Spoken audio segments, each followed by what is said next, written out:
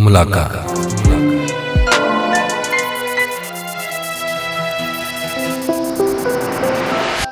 नमस्कार, सत्यवचन में आपका फिर से स्वागत है।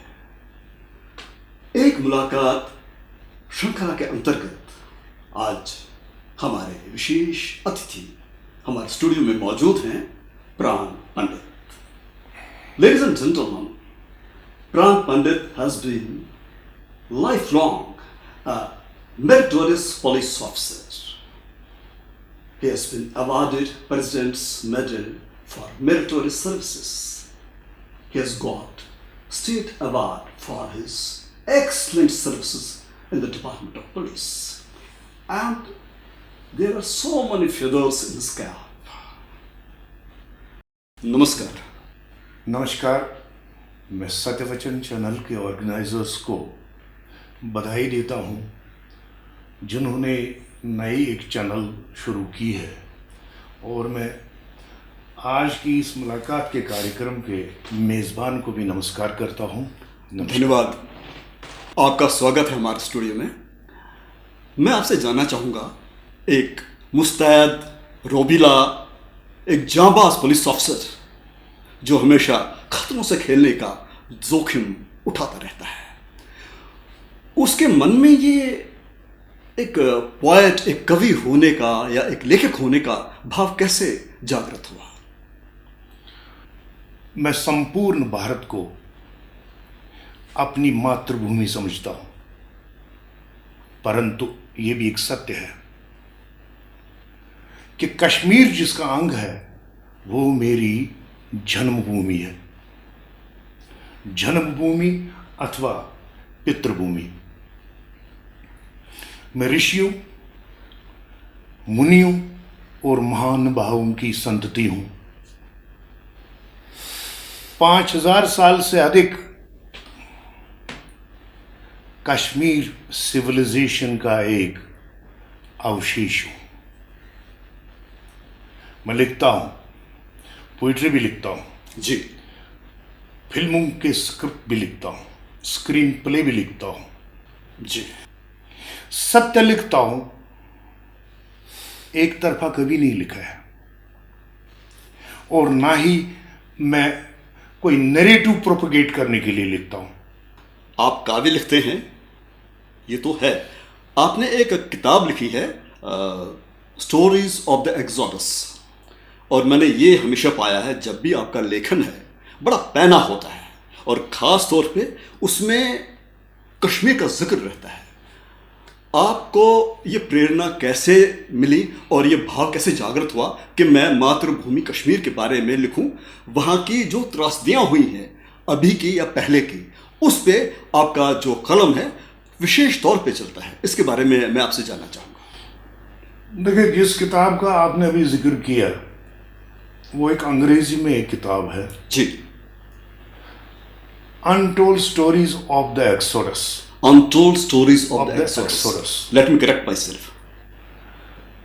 कश्मीर में माइनॉरिटी कम्युनिटी जो मिनिस्क्यूल कम्युनिटी है जी, उसका पलायन, उनका पलाइट, उनकी हालत, उनकी दशा, उनकी स्थिति, जो भी 34 साल से डिस्प्लेस्ड हैं, अपनी मातृभूमि से, अपनी जन्मभूमि से वंचित हैं जी, जो एग्जाइल में रह रहे हैं, उसके बारे में वो किताब मैंने लिखी है, जो इस वक्त अमेज़ॉन पे भी मिलती है, फ्लिपकार्ट पे भी दस्तयाब है, और उसका दूसरा वर्जन भी मिलता है। प्राण पंडित साहब, एक चीज, आपका टाइटल है untold stories of the exodus. What do you mean by untold? Untold क्यों लिखा आपने? मैंने वो सारी किताबें, सारी उसमें जितनी भी स्टोरीज लिखी हैं वो आज तक दबी हुई थी, कहीं सामने नहीं आई थी। मैं दावा से कहूंगा कि वो स्टोरीज सारी अनटोल्ड थी जिस दिन तक मैंने वो किताब में शाया नहीं की।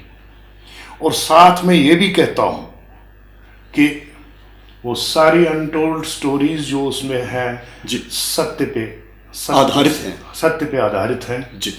सत्य के सिवा वो कुछ नहीं है। हाँ, मैंने उसको नाम चेंज किए हैं, प्लेसेस चेंज किए हैं, बाकी चीज़ किया है, वो तो मेरा प्रेरोगेटिव था। साथ में आपको ये भी बात बताऊंगा, आपने जिक्र किया अभी फिल्मों का। 1998, 1989 में मैंने एक फिल्म जिसका टाइटल था अंधा सफ़र, उसका स्क्रिप्ट लिखा, उसका स्क्रीन प्ले लिखा जी। वो भी कश्मीर के बारे में था जी। यू कैन जज योरसेल्फ, आप खुद जज कर सकते हैं। उसका टाइटल सॉन्ग भी मैंने लिखा जी। तो मैं 4-6 लाइनें जो उसकी हैं वो आपको पेश करना चाहता हूँ। Please please. औलिया अल्लाह की इस सरजमी पे सूफी संतों की वादी गुलपोश में वाह। हर तरफ है शक का आलम, हर शख्स दहशत ज़दा। हर तरफ है शक का आलम, हर शख्स है दहशत दहशत ज़दा। ज़दा। रोज लाशों की गिनती है होती यहाँ, कब किधर कौन ढेर होगा क्यों ये भी किसी को मालूम नहीं। अनसर्टेनिटी। मैं मौरिख नहीं, I am not a historian, मुझे नहीं मालूम मौरिख क्या नाम देगा कश्मीर के इस बखेड़े का और मौत के इस रक्स का। ये उसका टाइटल सॉन्ग है, अब आप खुद अंदाजा लगा सकते हैं कि वो फिल्म क्या होगी, बहुत खूब। वो किस बात पे होगी। बहुत खूब। फिर मैंने एक मौज कशीर, जी। एक वो डॉक्यू ड्रामा के रूप में प्रोड्यूसर ने प्रोड्यूस किया था, मैंने उसका स्क्रिप्ट और स्क्रीन प्ले लिखा था, वो कश्मीरी में था जी।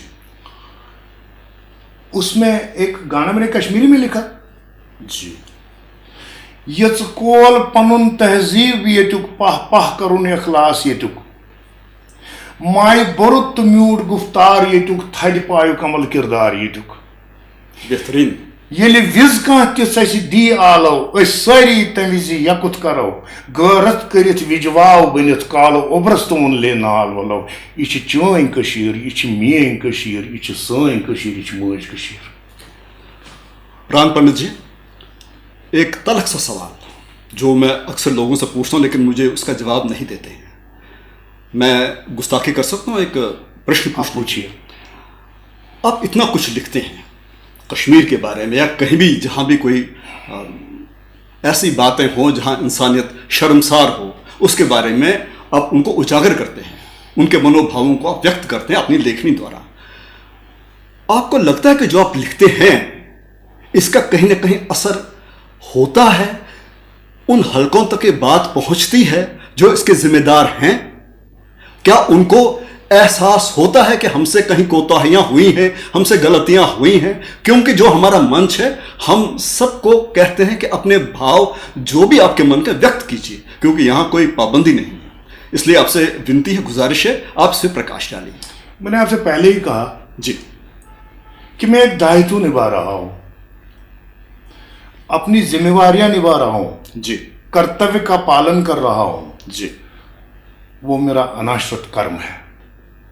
भगवत गीता में 6ठी अध्याय के श्लोक नंबर 1 में सच्चिदानंद स्वामी कृष्ण भगवान ने इसका वर्णन किया है कि अनाश्वत कर्म क्या होता है। मैं अनाश्वत कर्म करता हूं, बिल्कुल सही, मुझे उसी में सेटिस्फैक्शन मिलती है। कर्म अनाश्वत ही होना चाहिए। अनाश्वत कर्म करता हूं जी। बाकी कोई उस पर असर हो ना हो, मैं उसी पे छोड़ देता हूं। आशावादी हैं आप, आशावादी हैं। आशावादी हूं। बहुत अच्छा। एक बात को थोड़ा सा आगे बढ़ाते हैं। आप लिखते हैं, आपको लगता है कि इसका कोई ना कोई असर पड़ेगा, अच्छी बात है, हमारी कोशिश है, हम कुछ कर नहीं सकते। बात जब आ रही है कश्मीर की, कश्मीर में एक कम्युनिटी रही है कश्मीरी पंडित, उस पे आप विशेष लिखते हैं, उनकी कठिनाई के बारे में, उनके विस्थापन के बारे में, या उनकी जो मूलभूत सुविधाएं हैं उनको सही से मिलती हैं नहीं मिलती, उस पर आप लिखते रहते हैं, कभी कभी पढ़ने को मिलता है। आपको लगता है कि अगर कहीं ईमानदारी से कोशिश हो तो ये जो त्रासदी हुई है विस्थापन की, ये जो त्रासदी हुई है विस्थापन की, इसका कहीं कोई निपटारा होगा? देखिए, मैं आपसे एक पुरानी कहावत है,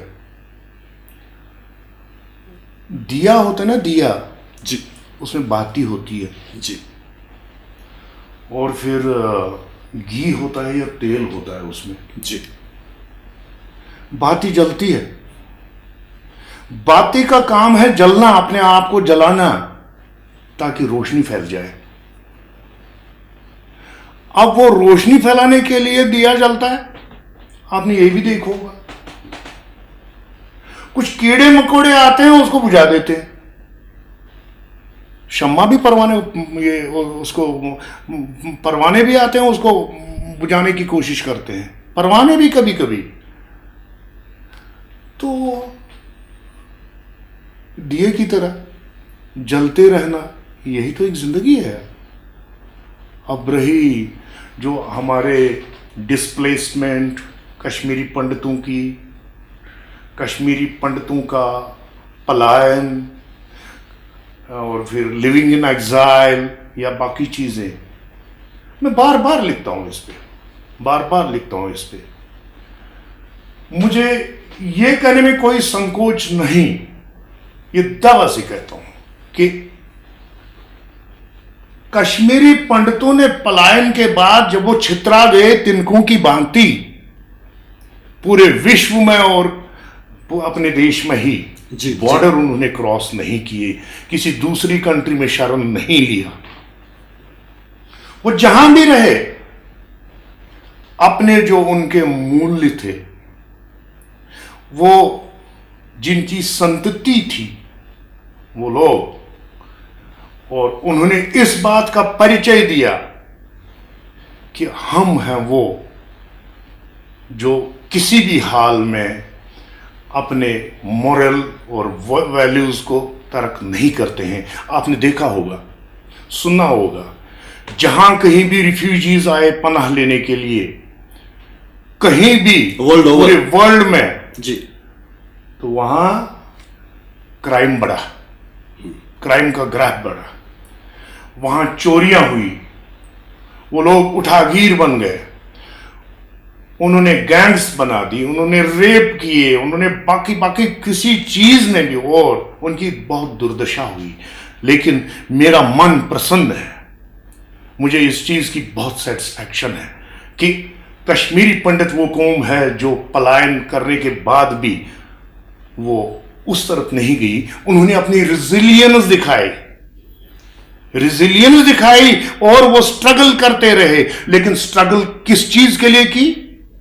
स्ट्रगल इस चीज के लिए की कि हमारे जो वैल्यूज हैं, हमारी जो यूनिक आइडेंटिटी है, हमारे जो राइट्स हैं, रिचुअल्स हैं, कस्टम्स हैं, उनको बरकरार रखने के, वो जिंदा रखने के लिए। मैं एक बात जोड़ना चाहता हूं आपकी, आपने बिल्कुल सही कहा कि हमारे लोग जहां जहां भी गए वो खुशबू बनकर फैले, और कोशिश की जहां भी वो बसे, जिस धरती को उन्होंने अपना घर बनाया, टेम्परेरी या परमानेंट, वहां के सभ्यता को, वहां के लोकाचार को उन्होंने नमन किया, उसको भी वही मान दिया जो हमारी संस्कृति ने हमें दिया था।